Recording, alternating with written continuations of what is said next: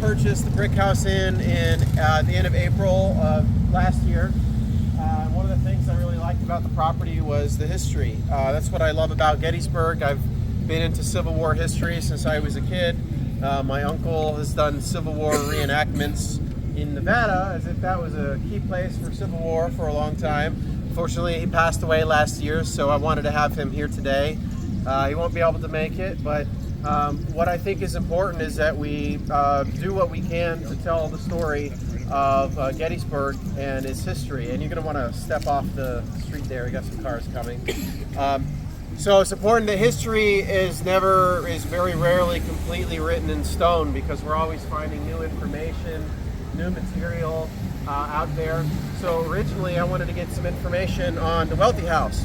So I paid the Historical Society and they gave me the deeds, and they told me that there was this famous picture where Abraham Lincoln walked through Baltimore Street on his way to deliver the Gettysburg Address on November 19th.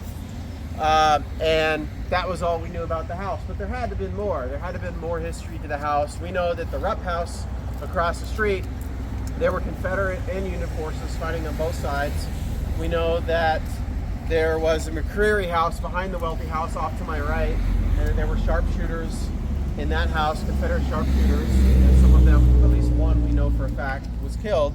So we know that there was more history to this house than kind of what was available out there. So luckily there was some research written by Ken, so I want to recognize Ken and thank him for his work. So it was 2006, right, Ken, where you started your research on the house?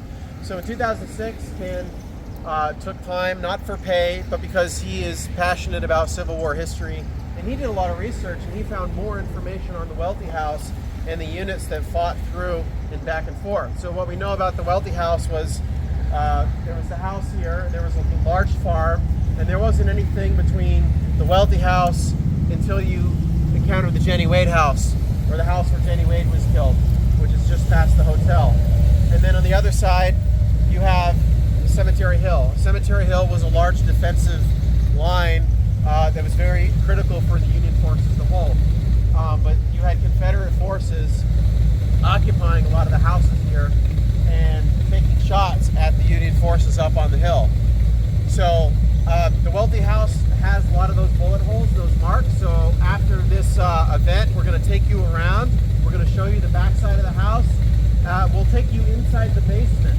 So in the first day of the battle, the Welty family, Solomon Welty was an immigrant from Switzerland, and he had a large family. At least up to 14 civilians took shelter in the Welty basement the first day of the war.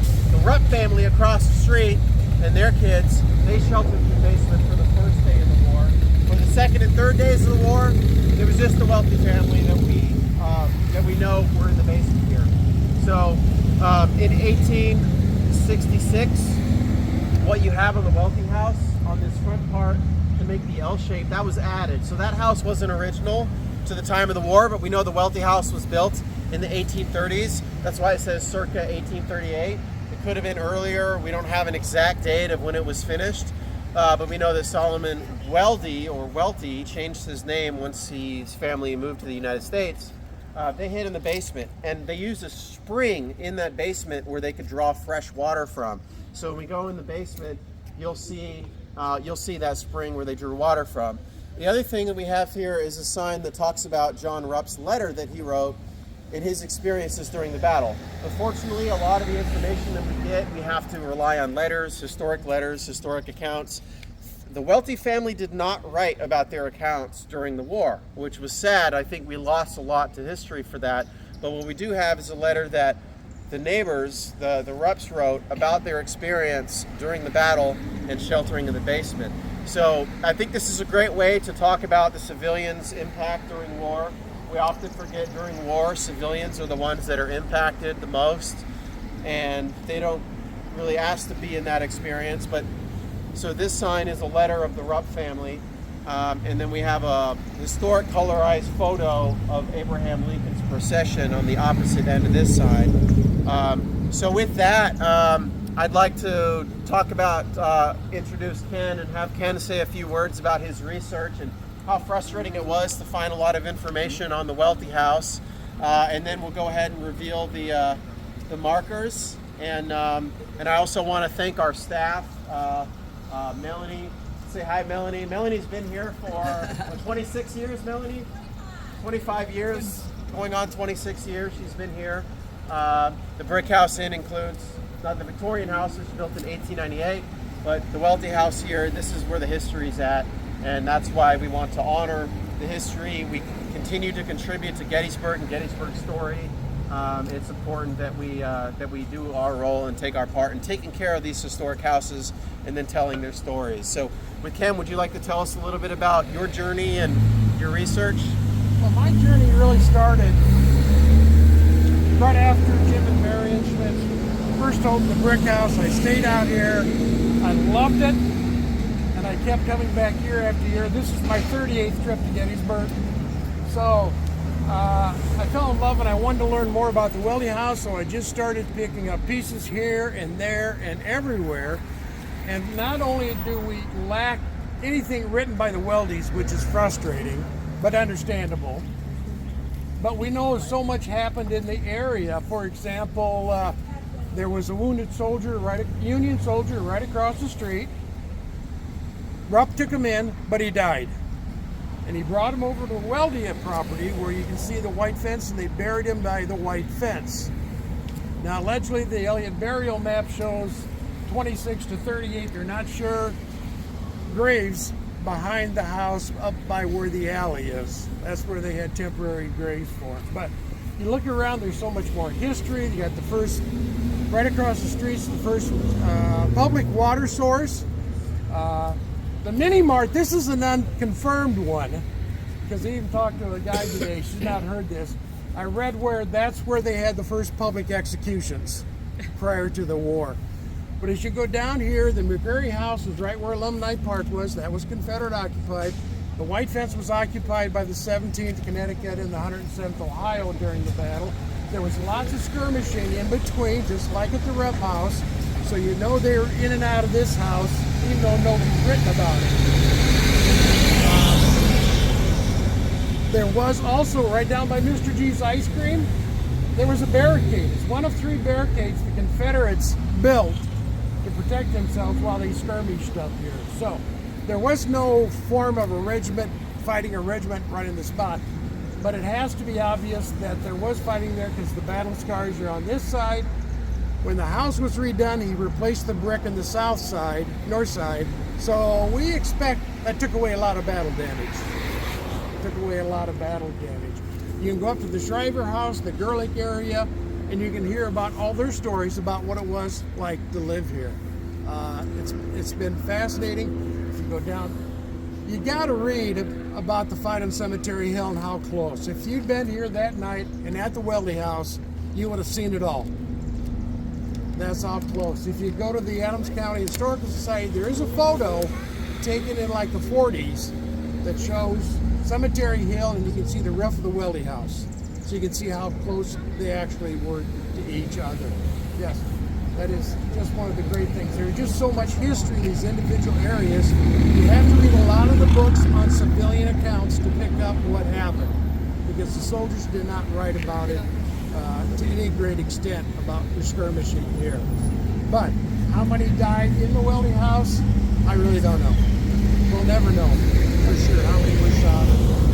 But it was unrelenting through 3 days. The Weltys luckily had water in the basement, and so that was really their savior right there. And then, of course, Jenny Wade House is right up there. They say it came from the shot, came down here.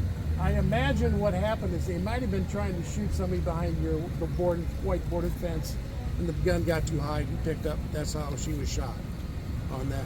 So, if you have any questions, you can come up and you can ask me. And we got to thank Lance for all his efforts here to help preserve everything that's going on, because we're losing too many Civil War things. And thank you. And couldn't do it without our staff.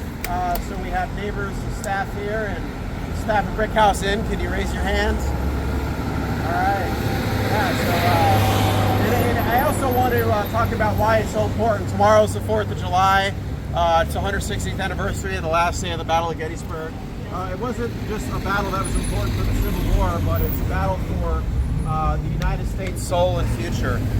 If this battle was won, maybe the war would have been lost. Maybe the outcome would have been the same. We'll never truly know, but I think what's important is the Civil War and the Battle of Gettysburg was a battle for the soul of the United States in the future. We made a choice that we would not submit to a type of government that was run by tyrants who wanted to enslave people, and that's not the kind of future that we want for the United States. And that's the kind of future that would have completely changed the future of the world, not just the United States. So I think it's important to remember what the United States stands for, what we stand for as Americans coming up on the 4th of July, and that we are an example for democracy. To continue government by the people, for the people, will continue and not perish from this earth. Like Abraham Lincoln said, it's not just important here in the United States, but now we're a symbol for that democracy for the entire world. And it's important that we live up to our values and that we live those values so that we can see that through. Because the only way that we can truly have peace in the future and avoid bloody wars like this is if we live in a future where we have at least democracy and that type of government, because we see what that happens in other places of the world, like you have in Eastern Europe and Russia right now, where you don't have that kind of government, where they want to eliminate the people from the earth and conquer territory. So I think in all the people that died in this war or any other war, I think the end goal, like Eisenhower said, should be to end all wars. And whether that happens or not, we will always remember the sacrifices of the people that died here in Gettysburg to shape the future of so many other people around the world. So with that, we can go ahead and untie the signs. Go ahead and start with this sign.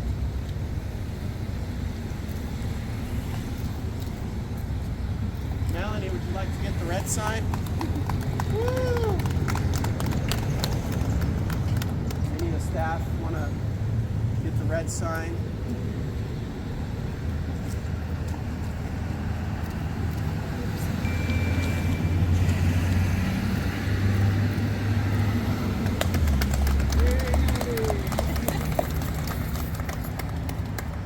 Now we can start the tours in the basement. So we continue to have refreshments and snacks. You can take your time. We have plenty of outdoor seating, indoor seating if you prefer that. But take your time. And we're going to walk around to the side of the house right now if you'd like to see some of the bullet holes and impact marks, and we'll take you down into the basement.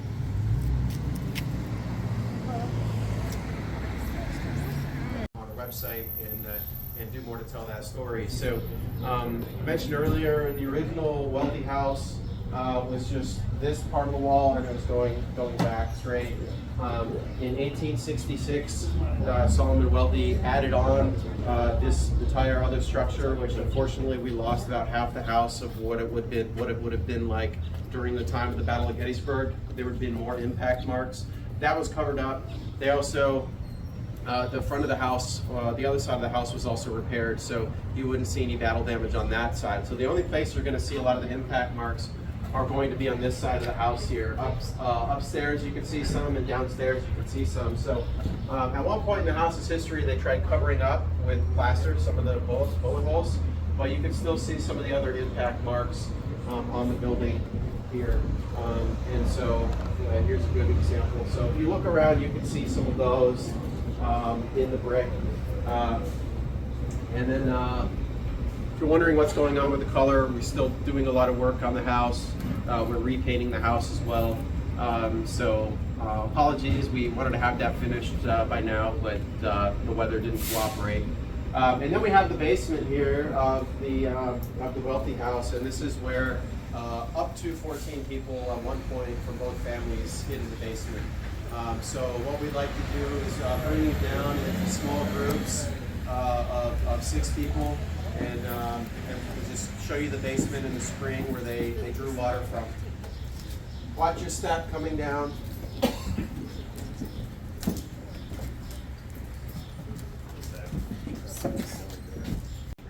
So when you added that, they covered up, a whole nother wall. You might have added this. This is the addition.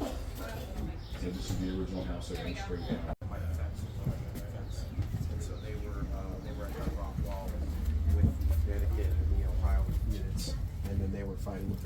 distance. Horses firing back and forth. You know, when you look at the angle, I know they always say that the shot killed Jenny came from Farnham. It almost looks more like it would have come from here. It had to have been. So we hired a ballistics person to look at that in Civil War. And if you look at the hole of the Jenny Wade house from the impact where it killed her, it's straight on. Yeah. So it's most likely that it came from somewhere on the opposite end of the street versus at an angle, Yeah. because then a ricochet could kill somebody, but it would have to hit the impact mark in the door would have to be at a different angle, and it would cause different damage, and When then I it went would have through two ricocheted. doors, not just one. If it hit, it would have just missed the second door. Right. Yeah. So, if you look at the angle, I think it's more likely that it would have come from somewhere straight. And it could have been the McCurry house, but then the McCurry house was right behind the Welty house.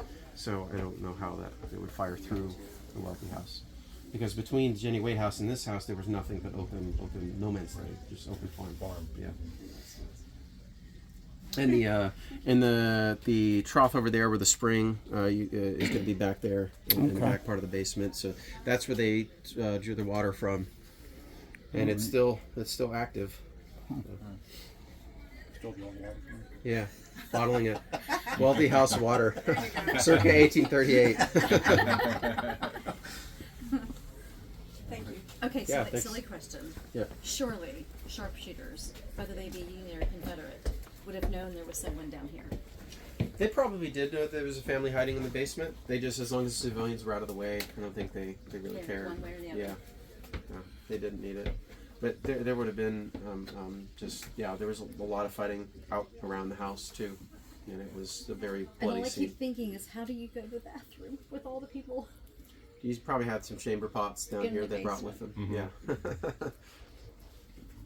Excuse me. Especially for 3 days. And I guess no food, just water. Right. Yeah. Maybe they had Unless, some bread or something. I mean, they brought we down. know that there was, Yeah. civilians and soldiers. They fed, whether some civilians fed soldiers, where, Yeah. what side they were. I really wish they would have written about their accounts, but Right. a lot of people Like just Tilly didn't. Pierce, the Yeah. Tilly Pierce book is, Yeah. it's quite fascinating. They tell the whole story of the Yeah. I think that's great. escaping to the other side, Yeah. and all of a sudden the battles over there Yeah. on near Little Round Top. They Yep. thought they were safe there, and then oops, all of a sudden Yeah. they're in the worst of it. Does that look familiar to you? It's white over the stone. Yeah. Yeah, and I think even today it's important, even recent events, it's important to capture that for history. But a lot of people just don't like talking about it, or they just don't think about it, or they don't care. Well, we went to the lecture, the Pepper House, and did they talk my about? goodness. They talked about this house. Did they talk about? Did they talk about this? What happened here at the Pepper Farm lecture? Yeah, this is Right. Mm-hmm. Yeah, Jim. Hey, Jim. Yeah, because the Peppers. I thought that was Jim. How you doing? How you doing, man? Good. How are you? Good seeing you, man. Good. Yeah, good to see you. Yeah, thank you. Are you with the Sentinel or the? No, just do my own thing for Oh, YouTube. It Yeah, should be take it published all where? in. Yeah, we. On YouTube. Thank you. Yeah. What's your channel? Ken No, this is gonna be Mead the basement through my room lens. experience, so we're gonna rent it out. Yeah. Okay. I think I've seen your name We on need to have there. some sound You- effects you down might here. have. What's going on outside stuff. So we're gonna have this on Facebook. No, YouTube and maybe a couple little clips on Instagram. Cool. Okay, Yeah. right on. What group are you with? I'm just with myself, Ken Mead That's through great. my lens. Okay, that's awesome. Yeah, I live just over here in Hanover, so Okay. I'm constantly in Gettysburg. That's kind of like my favorite thing to photograph and do videos and stuff with. Okay. So thank you very much for everything you've done here. Yeah, thanks. This is really amazing. It's nice to see another place for people to come and visit and learn history. Yeah, there's thank you. a lot to be done down here. Oh yeah. Well, it's coming along wonderfully.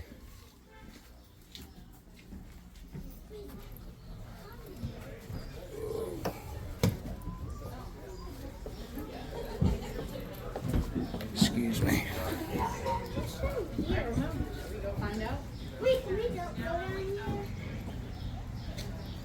Well, you can go down there. You got to be very, very careful though. It's steep. Tickets to pay for, and we just need to figure out how to work.